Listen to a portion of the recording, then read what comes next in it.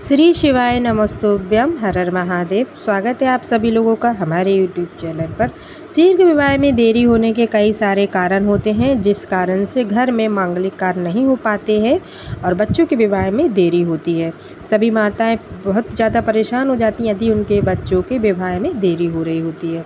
काफ़ी ज़्यादा उम्र हो जाने के बाद भी यदि विवाह के योग नहीं बन रहे हैं तो उनको यह कुछ खास उपाय है जो कि आषाढ़ माह में प्रारंभ कर देना चाहिए।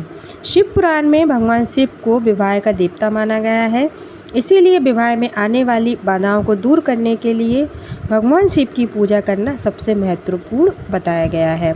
तो भगवान शिव के मंदिर में जाकर, शिवालय जाकर आपको कुछ विशेष चीज़ें चढ़ानी होती हैं, जिससे कि आपके घर में आपके बच्चों के ऊपर जो भी दोष है वह समाप्त हो और घर में शादी सगाई जैसे समारोह प्रारंभ होने लगें।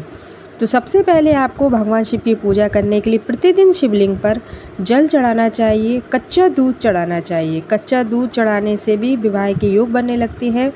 साथ में ही आपको लगातार 10 दिनों तक आषाढ़ के माह में पीला फूल चढ़ाना चाहिए।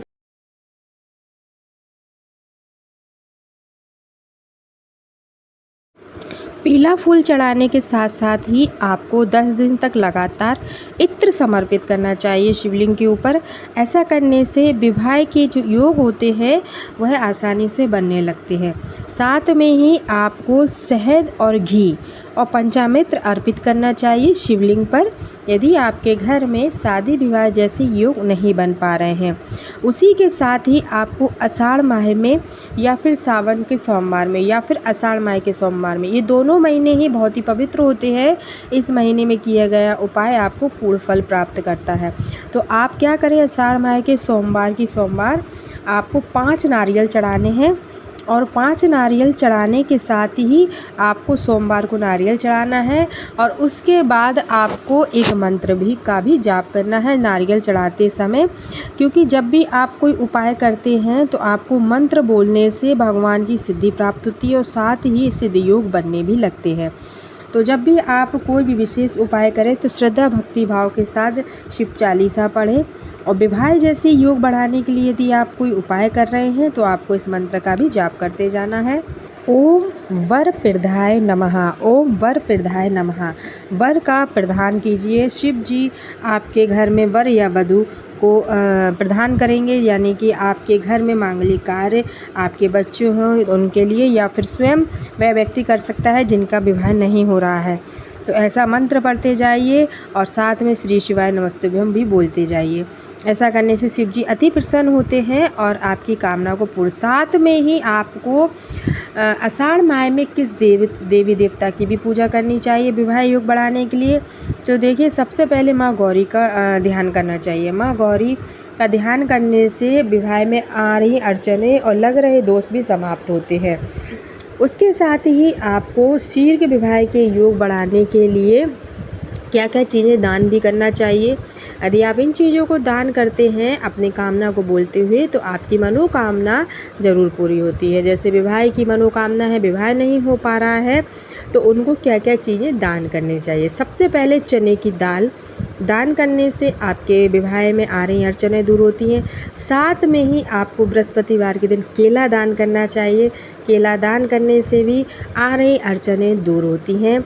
और साथ में आपको हल्दी एवं केसर का सेवन बहुत ज़्यादा लाभकारी होता है। आप किसी को हल्दी और केसर भी मिलाकर दे सकते हैं, किसी मंदिर में दान कर सकते हैं। इससे भी आपके घर में विवाह जैसे योग बनने लगते हैं।